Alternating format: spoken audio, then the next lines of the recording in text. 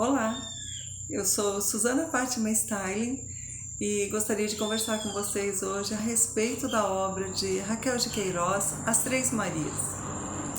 Esta obra, Raquel de Queiroz escreveu aos 29 anos de idade. Foi escrita em 1939, muito jovenzinha, ela já havia lançado outros livros e a sociedade na época tinha se surpreendido com o seu livro número 1, cujo título é O 15.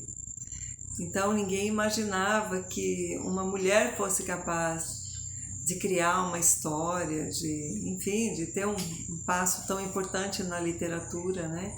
Então se levantou essa questão na época, causou furor, assim, nossa, quem será o verdadeiro autor, né? Do 15. Então foi aquele susto até que de fato se entendeu ela como uma autora. E aqui nas Três Marias, a Raquel de Queiroz, ela vai tratar de um tema assim muito delicado, muito simples. A própria linguagem dela é muito simples. Ela não tem rebuscamento na história, ela não complica a sua vida de leitor, sabe? Ela não complica o seu entendimento, ela se faz muito simples e muito assim sensível. Né? Ela vai mexer muito com a sensibilidade, ela se aprofunda exatamente nessa questão humana, ela entra na alma humana, sabe? Mexe com seus valores, mexe com as questões muito íntimas do ser humano. E nessa história a gente vai ter o desenvolvimento de três amigas que se conhecem dentro de um internato, um colégio de freiras de ordem católica. E ali cada uma dessas três amigas, cujo primeiro nome também é Maria, né? Elas são muito próximas, estão sempre ali, né? Fazendo pequenos movimentos, é tudo muito regrado dentro de um colégio de freiras, então, mas os poucos movimentos livres que elas tinham, onde uma estava outras duas, né?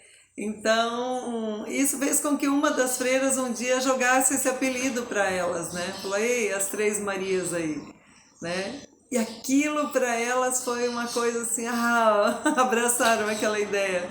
Vamos pegar pra gente esse apelido, assim, acharam que, né, serviu muito bem aquele nome, assim, elas se sentiram, sei lá, prestigiadas, sabe? Então, tomaram para si mesmas, né, esse apelido e passaram a se tratar assim. Era como se tivesse finalmente algo muito especial unido-as, né? Viram-se assim como as Três Marias da constelação. E isso aprofundou ainda mais essa amizade. Cada uma delas com uma história de vida muito diferente, né? A personagem principal, a Maria Augusta, que é tratada o tempo todo por Guta, a Guta tem assim um histórico de órfã por parte de mãe. Então o pai tem o segundo casamento, né? Causa aquele estranhamento na vida dela, é muito esquisito, novos irmãos que vão nascendo e tal. Quando ela entra nesse colégio de freiras, ela ficou muito aterrorizada nesse dia, embora o pai seja muito carinhoso, tudo, mas chegou lá, tchau, né? Aqui eu te deixo. Então isso causou nela assim um desespero com 12 anos de idade. E essa Maria Augusta trata-se de um alter ego da Raquel de Queiroz, porque o mesmo aconteceu com a Raquel de Queiroz. Aos 12 anos de idade também ela foi para o internato, né? Então se você não sabe do que eu estou falando, alter ego, alter vem do latim outro e ego, eu. Então outro eu é o outro de mim mesmo, uma outra parte de mim mesmo, entende? Esse é o alter ego. Normalmente de um autor a gente usa muito essa expressão. Então aqui a Maria Augusta vai representar muito da própria vida, assim, do próprio eu de Raquel de Queiroz. As outras Marias que acompanham, enfim, a Guta no longo do tempo, vai ter ali a Maria da Glória, que é uma das amigas que é órfã de pai e mãe. E ela tem um jeito assim, todo dela, de lidar com a vida, sabe? Ela tem uma coragem, uma coisa diferente, assim, essa menina. Vai ter uma das Marias, a Maria José, que ela tem um pai e mãe vivos, mas esse pai abandonou a família, abandonou sua mãe, seus irmãos, e naquela época, gente, o homem abandonava sua esposa, seus filhos, construía um novo lar e não... E simplesmente deixava ao léu, né? Aquelas mulheres assim que não tinham trabalho, não tinham meio de sustento, enfim. E isso aconteceu aqui com a vida da Maria José e sua família, né? Teve esse abandono paterno. Então a mãe teve que se virar em duas, assim, para criar. Eram muitos filhos, muitos irmãos. E o tempo inteiro é mostrado para a gente pedaços dessa história, dessa mãe lutando para criar esses irmãos. Então vem muita reclamação, essa questão da insatisfação diante da vida, né? A Guta, você percebe ela assim, ela é muito tolerante, ela tem uma cabeça muito aberta para as coisas, ela não é aquele tipo de mulher de apontar o dedo, que aconteceu determinada coisa com uma amiga, sabe, ou com outra conhecida. Não, ela tinha uma visão de mundo muito aberta, né? A gente está falando de uma história escrita em 1929, então é surpreendente, sabe, se perceber isso nessa mulher. Você nota isso na Raquel de Queiroz, ela já tinha um pezinho no futuro, sabe? É bacana isso, de você ver essa coragem, né? Arregaçar as mangas e fazer um novo caminho, não aquele que a família ou a sociedade está esperando, mas aquilo que ela desejava do fundo do seu coração. Então, uma grande parte desse livro vai se passar dentro desse internato. Então, elas eram preparadas para casar e ter filhos, cuidar de casa, né? Ser uma boa dona de casa. Ali tinha muita oração, muitas regras, um sinal para acordar, um sinal para... Tudo era sinalizado. E isso, quando elas deixam esse local, esse internato, que a Maria Augusta volta para casa e ela sente também em casa essa questão, né? Ei, tem hora para acordar, ei, tem hora para tomar o seu café, sabe? Ei, que isso? Aí um dia ela escuta a madrasta, que a madrasta é uma boa pessoa, não é que se trata de uma madrasta, não, naquele sentido bem negativo, né, da palavra. Ela era uma boa madrinha, como ela chamava. Mas ela ouviu essa madrasta um dia falar para o pai, poxa vida, né? Tantos anos de colégio, né? Será que não aprendeu, né? Não aprendeu a regrar a vida, que tudo tem hora nessa vida. E ela escutou isso, ela ficou muito sentida, porque ela queria dizer assim, poxa, enquanto eu era menina era tudo controlado, tudo no relógio, tudo com apito, tudo com, né, demarcado o tempo. Agora que eu cresci, ainda eu continuo sendo tratada como criança, quando que isso vai mudar? Então aquilo começou a incomodar ela. Ela queria ter uma independência, ela queria iniciar a sua vida profissional, sabe, assim, fazer alguma coisa.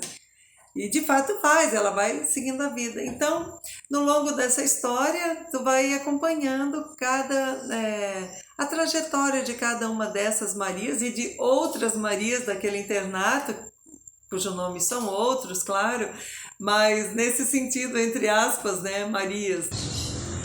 E quando Raquel de Queiroz joga esse título, As Três Marias, você, na leitura desse livro, você vai entendendo assim que ela se refere às Marias como as mulheres de uma forma geral, múltiplas facetas, né? Se fosse a face, né, de cada uma mulher, qual é o seu lado, Maria.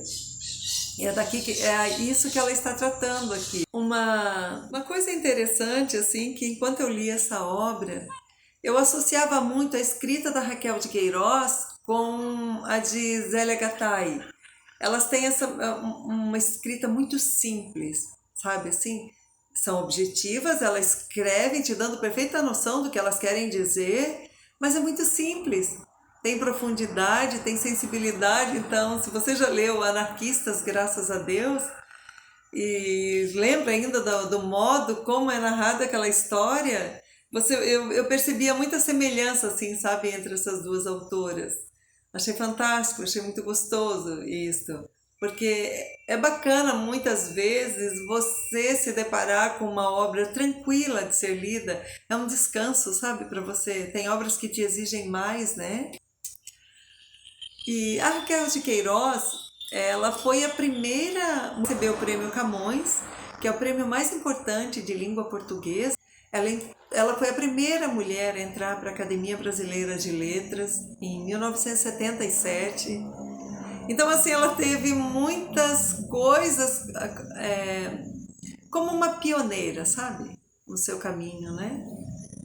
Ela vendeu essa história, As Três Marias, para uma rede de televisão muito conhecida aqui e transformaram, então fizeram uma adaptação para a novela, mas a Raquel nunca gostou disso, ela não gostou do resultado. Em entrevistas ela conta que não tinha o que fazer quando ela se deparou com essa transformação da sua história, né? Porque já tinha recebido o dinheiro da emissora, já tinha gasto o dinheiro, não tinha mais o que fazer, então ela entrou num acordo de que se essa emissora passasse adiante essa novela, né, que é muito comum as novelas brasileiras serem vendidas para outros países, né? Então eles fizeram um acordo para que o nome de Raquel de Queiroz não entrasse como autoria daquela obra. Entende? Vou mostrar para vocês a edição que eu li.